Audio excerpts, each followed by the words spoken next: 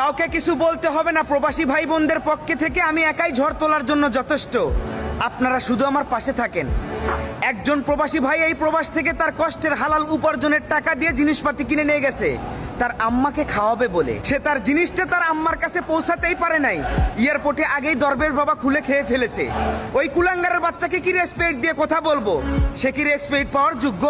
প্রবাসীদের কষ্টের উপার্জনের টাকার জিনিসপাতি যারা চুরি করে ভোগ করতেছে তারা কখনো মানুষের বাচ্চা হতে পারে না। আমার প্রিয় দেশের মানুষের কাছে একটা আর্জি, আমাদের দেশের জন্য প্রবাসীদের অবদান বেশি নাকি ওই এয়ারপোর্টে বসে থাকা কয়েকজন কুলাঙ্গারের অবদান বেশি?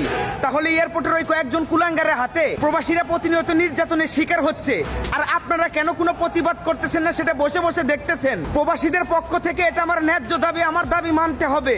আগামীতে প্রবাসীদের জন্য এয়ারপোর্টটা ঠিক রেল স্টেশনে ন্যায় করে দিতে হবে। আমাদের ইচ্ছে মতো আমরা উঠবো, নামবো, যাবো, আসবো। কোনো কুলাঙ্গারের বাচ্চা যেন আমাদের ব্যাগ চেকিং করতে না আসে।